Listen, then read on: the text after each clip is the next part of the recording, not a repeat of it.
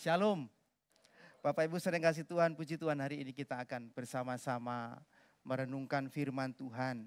Saya mengajak kita memperhatikan tema kita yaitu Gema ya.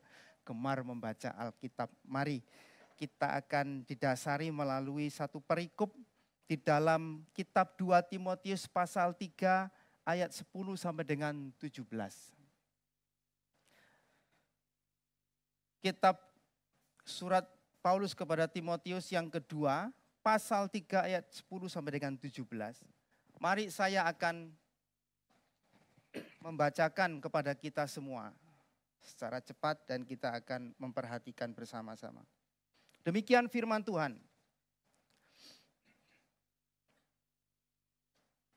Tetapi engkau telah mengikuti ajaranku, cara hidupku, pendirianku, imanku, kesabaranku, kasihku, dan ketekunanku.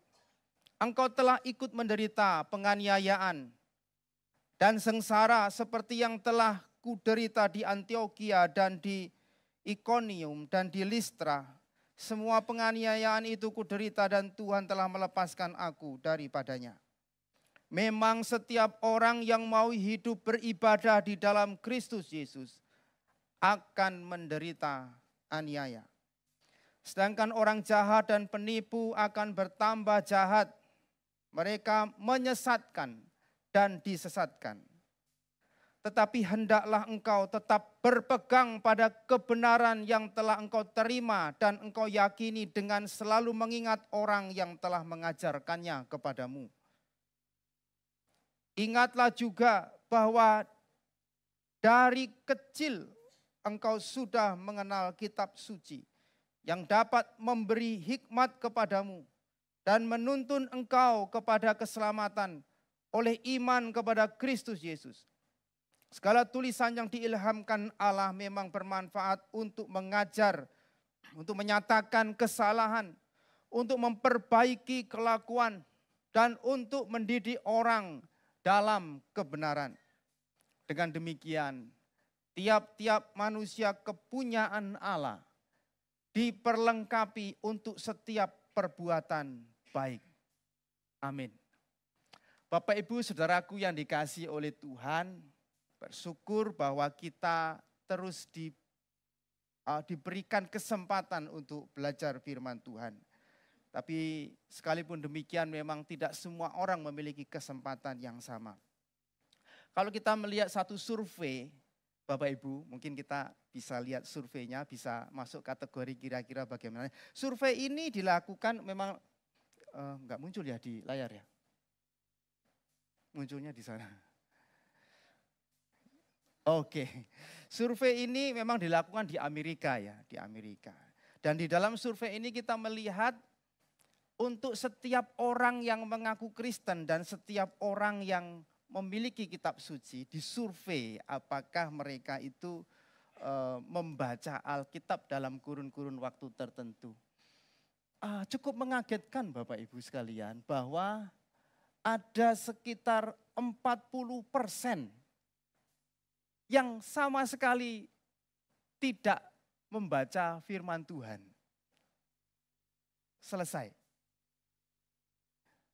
Atau tidak rutin.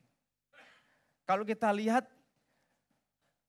yang setiap hari membaca itu cuma 10%. Dari setiap orang yang mengaku Kristen itu. Dan ada yang seminggu itu 4 kali lah, boleh lah, masih lumayan ya. Seminggu 4 kali itu membaca firman Tuhan, ada 4% Bapak Ibu, 4%. Kalau 100 orang itu hanya 4 orang, ibaratnya gitu. Yang seminggu 2-3 kali ada 7 dan seterusnya. Setiap minggu hanya sekali itu 5%. Sebulan sekali bacanya itu menggunakan Alkitab setiap bulan sekali itu 7%. Bahkan yang setahun itu 3-4 kali berarti 3 bulan sekali. Merenungkan firman Tuhan pribadi 3 bulan sekali itu 7%. Ada yang 8% itu 1 tahun cuma sekali 2 kali Bapak Ibu. Yang lebih dari setahun itu 12. Dan yang menarik itu yang sama sekali tidak menggunakannya untuk kebutuhan pribadi. Ada 40% Bapak Ibu. Tapi ini nggak apa-apa, ini penghiburan kita, ini di Amerika, nggak di sini. Mudah-mudahan yang di sini itu hanya 10% ya, yang nggak menggunakan Alkitab untuk renungan pribadinya. Cukup memprihatinkan, 40% itu angka yang banyak Bapak Ibu. Dari 100 orang yang punya Alkitab, itu 40% yang tidak menggunakan Alkitabnya. Never. Tapi bagi mereka, ini kan untuk survei untuk seluruh orang yang mengaku Kristen. Tapi bagi mereka yang beribadah di gereja, nah kemudian disurvei, masih lumayan.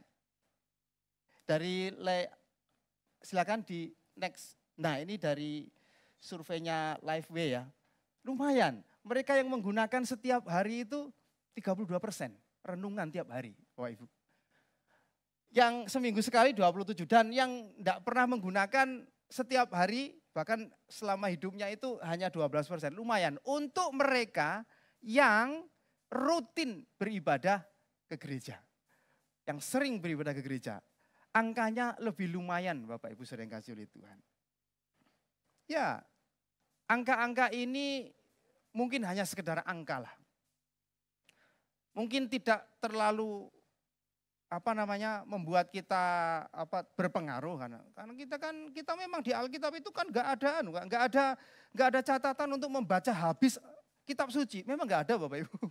Untuk satu perintah yang langsung jelas dikatakan bacalah kitab suci dari Kejadian sampai Wahyu habis, memang nggak ada. Tetapi setidaknya ini bisa jadi gambaran bagi kita orang Kristen. Jika gereja itu kita akui dan kita percaya dibangun atas kebenaran firman Tuhan. Dibangun atas pondasi yang kokoh yaitu firman Tuhan. Maka statistika, angka-angka ini bisa cukup meresahkan Bapak Ibu. Ini cukup memprihatinkan sebetulnya. Bapak Ibu sering kasih Tuhan, saya nggak tahu Bapak Ibu masuk dalam kategori yang mana. Mudah-mudahan masuk kategori yang paling atas. Yang everyday kita bisa membaca firman dan kita merenungkan firman Tuhan ini. Kita dapat membayangkan Bapak Ibu bagaimana lemahnya seseorang dan struggle-nya seseorang itu di dalam pergumulan hidupnya jika dia tanpa dibekali oleh firman Tuhan setiap hari. Bapak Ibu, umpama kalau saya ini meminta Bapak Ibu ya, supaya 3 hari nggak usah makan. Nanti hari keempat dikasih makan 9 piring. Kan sama ya, setiap hari 3, kalau 3 hari nggak makan kan berarti kan 9 piring. Kira-kira bagaimana Bapak Ibu? Setiap hari 3 piring atau nggak wis tak ropel. Di belakang aja kan lebih banyak gitu ya. Sekali makan 9 piring. Kan enggak demikian Bapak Ibu. Kita memenuhi kebutuhan fisik kita. Memelihara kebutuhan fisik kita. Tetapi jangan lupa bahwa rohani dan jiwa kita juga membutuhkan makanan ini. Yaitu firman Tuhan. Ada begitu banyak orang yang sedang membiarkan jiwanya kelaparan. Yang tidak memperhatikan firman Tuhan dan memanfaatkannya setiap hari untuk memenuhi kebutuhan kekuatan jiwanya di dalam menghadapi kehidupan ini. Oleh karena itu tidak berlebihan kalau ada begitu banyak orang gampang saja jatuh di dalam dosa. Gampang saja lemah, gampang saja terseret oleh dunia ini. Bapak Ibu sering kasih Tuhan, ini penting bagi kita. Ada banyak dalam kehidupan kita ini pergumulan. Dan kalau kita membaca ayat ini Bapak Ibu, perikop yang barusan kita baca. Kita lihat di sana bagaimana Paulus menuliskan suratnya kepada Timotius. Sekalipun di dalam ayat yang ke-10 itu Paulus tahu track record dari Timotius ini luar biasa. Track recordnya good, mantap. Karena Timotius ini adalah seorang yang bisa mengikuti ajaran dari Paulus, cara hidupnya, pendiriannya, imannya, semua bagus. Sekalipun demikian Bapak Ibu, Paulus tetap mengingatkan kepada Timotius. Ini bukan soal Timotius sudah pegang sabuk hitam, setelah itu semuanya bebas dari tantangan. Enggak. Ini bukan soal itu. Pergumulan itu setiap hari Timotius akan alami. Paulus tetap ingatkan Timotius karena ada tantangan dan masalah itu dihadapi Timotius every day. Setiap hari kita akan menjumpai itu. Dan kita membutuhkan pertolongan Tuhan. Setidaknya kalau kita melihat dalam catatan ayat yang ke-12, Bapak Ibu sering kasih Tuhan, kita melihat di sana apa tantangannya. Ada tantangan, ada kesulitan, ada penganiayaan, ada penderitaan yang akan dijumpai oleh orang percaya. Ayat 12 mengatakan demikian. Memang setiap orang yang mau hidup beribadah di dalam Kristus Yesus akan menderita aniaya. Bapak Ibu ini sudah di warning sejak pada mulanya. Jangan berharap kalau jadi orang Kristen itu akan aman-aman saja. Enggak. Orang yang sungguh-sungguh akan beribadah kepada Tuhan Yesus itu, dia akan mengalami kesulitan. Bahkan menderita aniaya di sini. Ayat ini menunjukkan bahwa penderitaan, penganiayaan itu ada di depan kita. Itu adalah bagian dari jalan salib yang harus kita pikul sebagai orang percaya yang akan kita alami. Bahkan pada ayat yang ke-11 kita diingatkan, Paulus menunjukkan bagaimana Timotius juga sudah mencicipi salib itu. Mencicipi penderitaan itu bersama-sama dengan Paulus. Ingat kamu juga pernah mengalaminya. Aku pun mengalaminya di Ikonium, di sini, di situ. Dan Tuhan menolong. Tuhan bisa melepaskan Paulus dari penderitaan itu. Jadi ada satu persoalan yang akan tetap ada di depan kita. Yaitu penderitaan, kesulitan. Salib-salib yang akan kita pikul. Bukan itu saja Bapak Ibu, tapi persoalan yang muncul di sini juga persoalan tentang banyaknya ajaran sesat yang menyimpang di sana sini. Kalau kita lihat ayat yang ke-13 itu, orang dengan tipuan-tipuan yang menyesatkan dan disesatkan, orang-orang jahat. Yang bertambah jahat, mereka menyesatkan dan disesatkan. Ini hal kedua, problem yang dihadapi oleh Timotius pada saat itu. Dan kalau kita melihat bagaimana karakter-karakter penyesatan itu, kalau kita lihat perikop di atasnya Bapak Ibu sekalian kasih Tuhan, itu karakter-karakternya muncul. Yaitu ya iming-iming bagaimana cara hidup di dunia ini manusia mengasihi dirinya sendiri, kesenangan dunia ini. Kemudian ada banyak perkara-perkara bagaimana orang-orang itu menghindarkan diri dari penderitaan, kompromi imannya dengan dunia ini. Dan penolakan terhadap firman Tuhan, makin mengikuti firman Tuhan kok makin susah. Ya lepaskan saja, beralih kepada ajaran-ajaran yang lebih menjanjikan di luar sana. Itu dari dulu ada Bapak Ibu.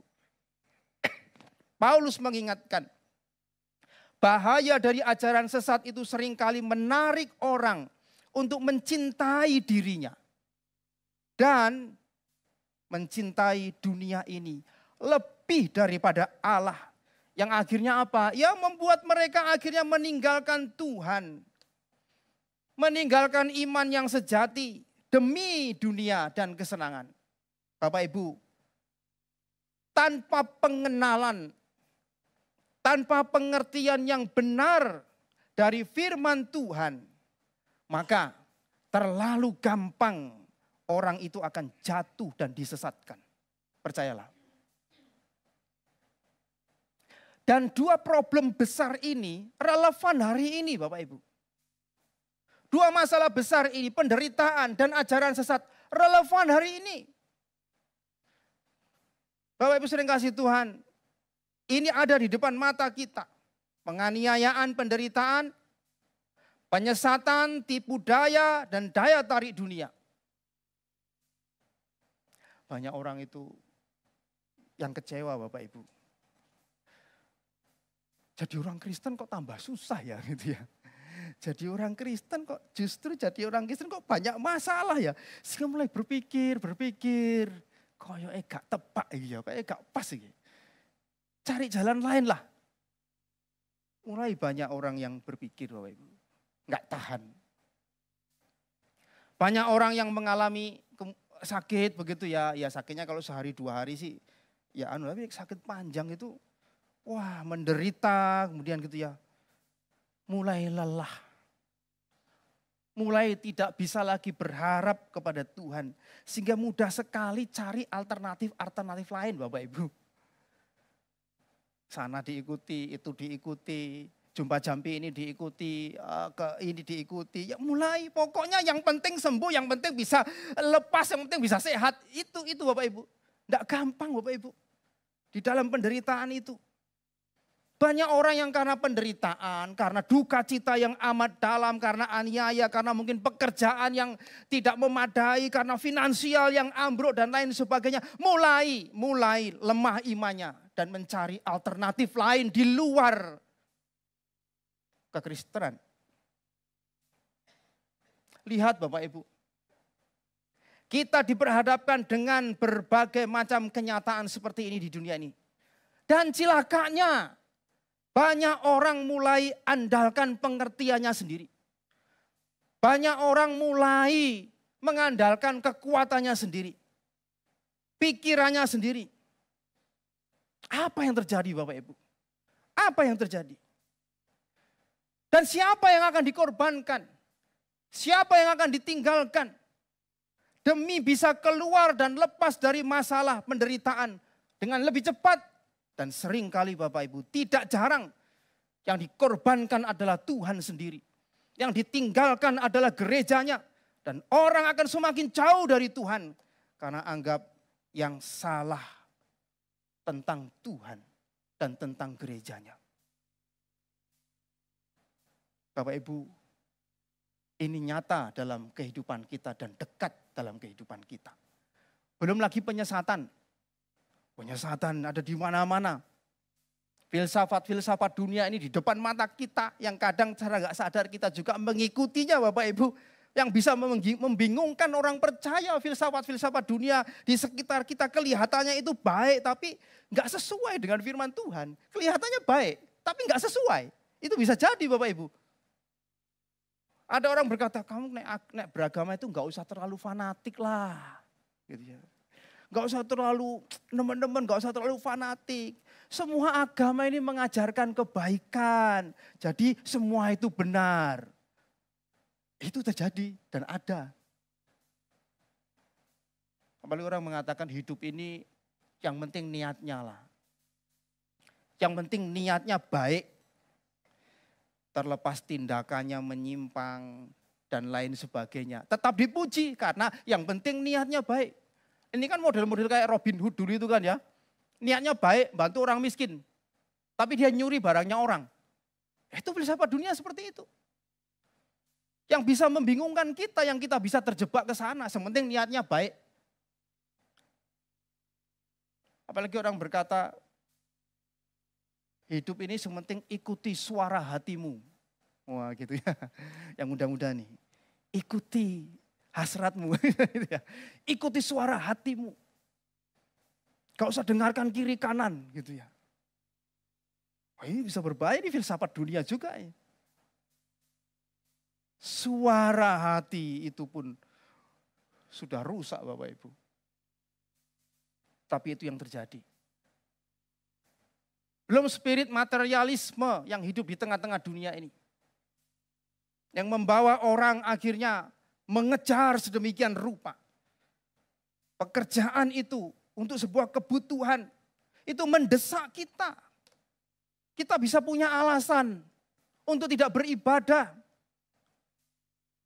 Karena materialisme bisa jadi Bapak Ibu. Karena kesibukan kita. Karena pekerjaan kita. Karena kita ingin mendapatkan lebih dan lebih lagi. Sampai kita lupa beribadah, itu bisa terjadi. Dan kita ya bisa merelaksasi dengan kalimat, Tuhan ngerti kok. Tuhan ngerti pergumulanku.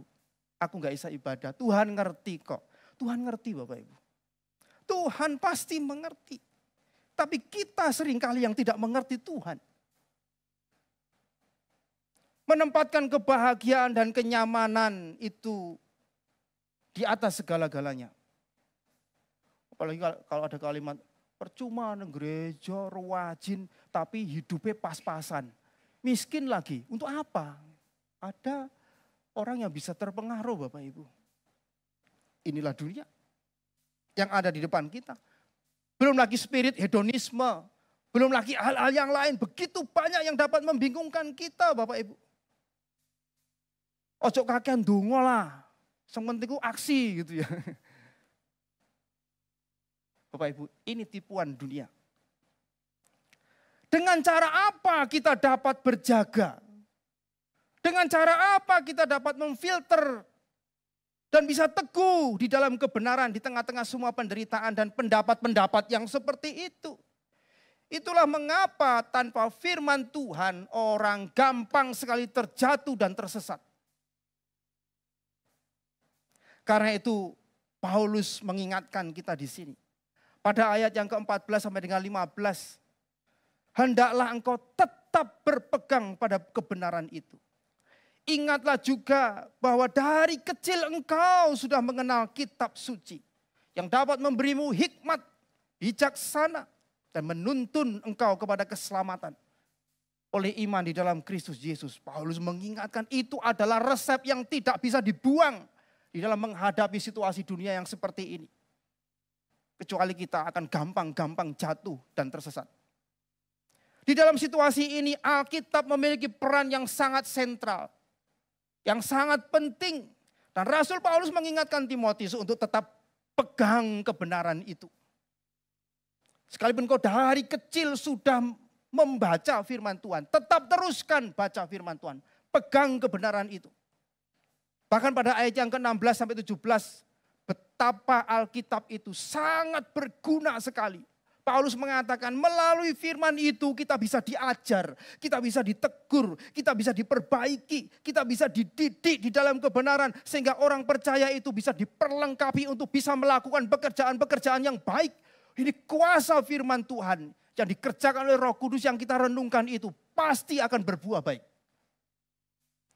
Bapak Ibu saudara yang kasih Tuhan, ini sesuatu yang sangat sentral dalam kehidupan kita. Artinya apa? Gak bisa tidak, Alkitab ini adalah otoritas tertinggi yang perlu kita pegang dan perlu kita selidiki, yang perlu kita baca, yang menjadi pedoman, yang menjadi penentu, rujukan dari kebenaran yang dibutuhkan oleh orang percaya. Tidak bisa tidak.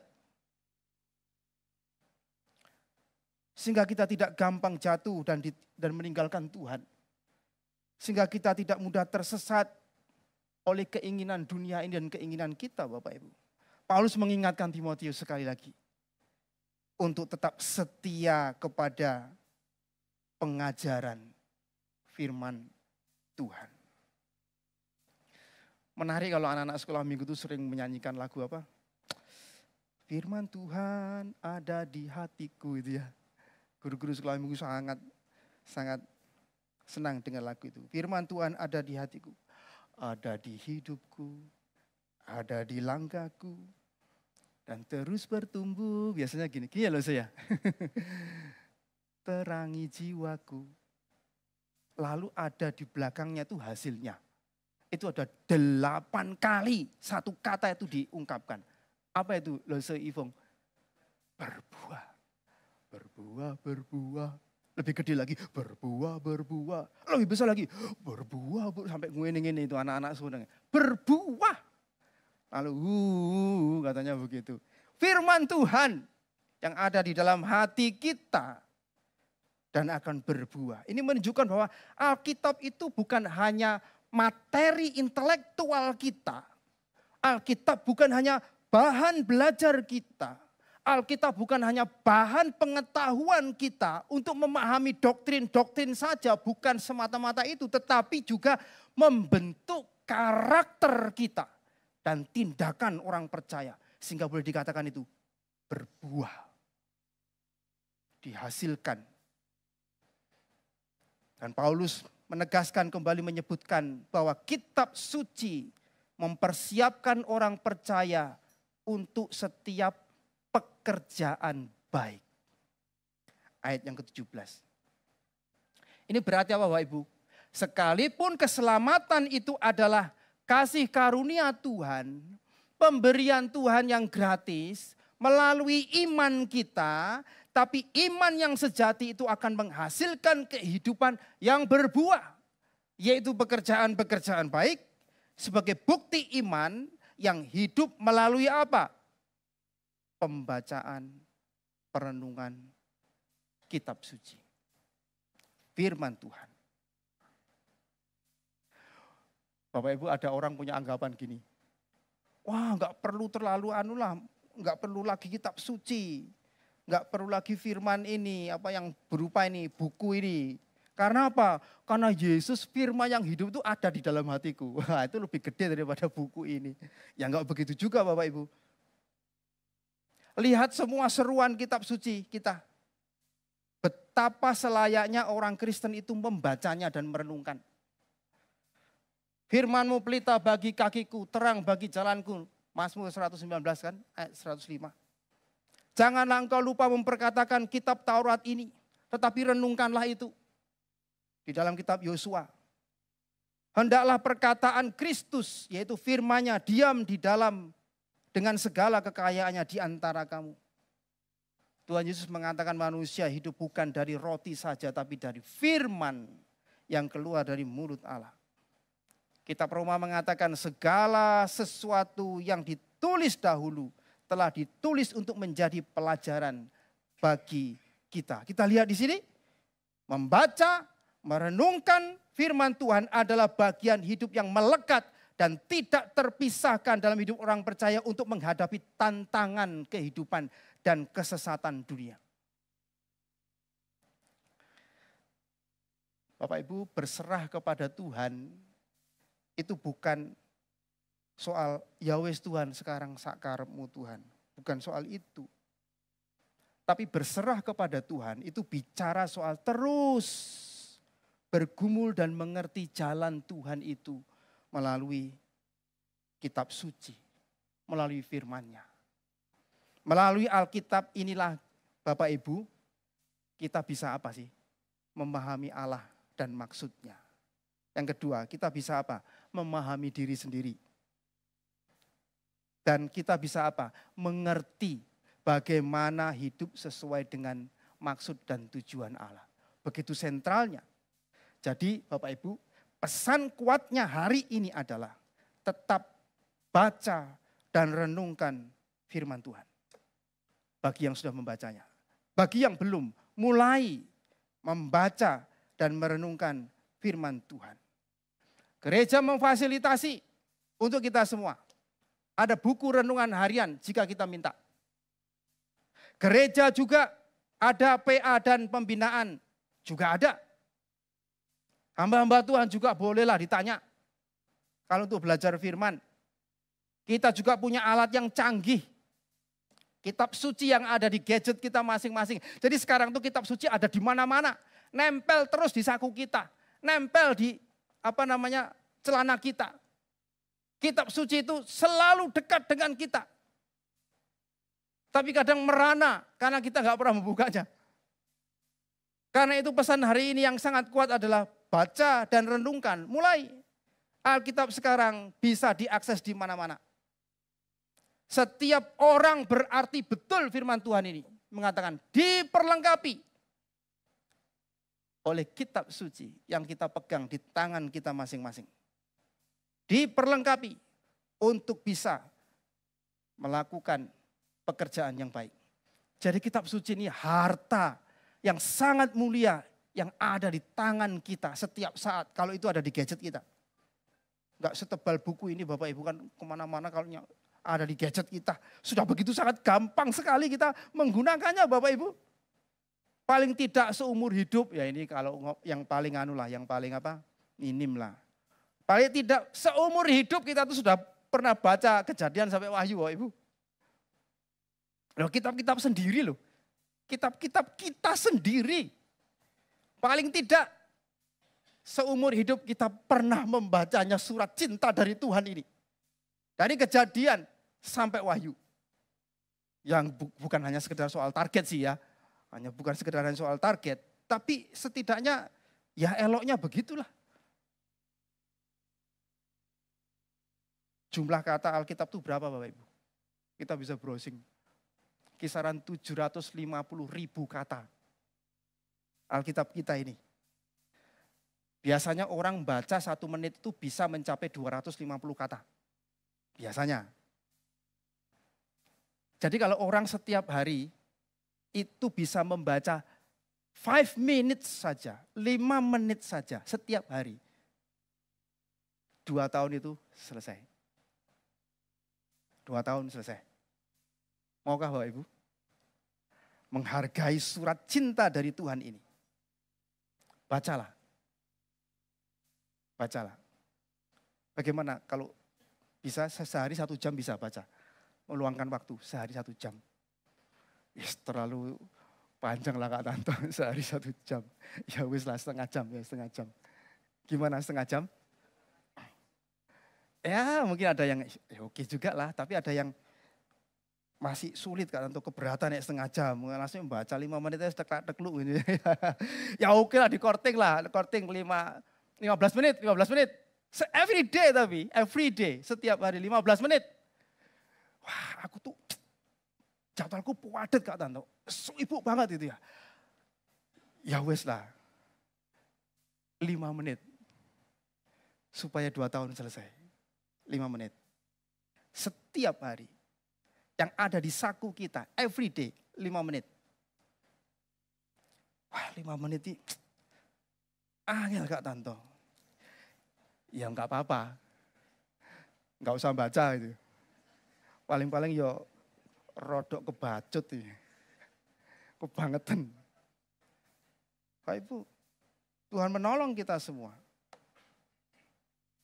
Tuhan berikan kesempatan kepada kita semua. Bergema. Gemar membaca Alkitab. Kita akan tutup dengan Mazmur 1 ayat 1 sampai 3. Mari kita baca bersama-sama. Mazmur 1 ayat 1 sampai dengan 3. 1, 2, 3. Berbahagialah orang yang tidak berjalan menurut nasihat orang fasik, yang tidak berdiri di jalan orang berdosa, dan yang tidak duduk dalam kumpulan pencemooh. Tetapi yang kesukaannya ialah Taurat Tuhan, dan yang merenungkan Taurat itu siang dan malam. Ia seperti pohon yang ditanam di tepi aliran air, yang menghasilkan buahnya pada musimnya, dan yang tidak layu daunnya. Apa saja yang diperbuatnya berhasil. Amin. Berkat Tuhan atas kita semua. Mari kita berdoa.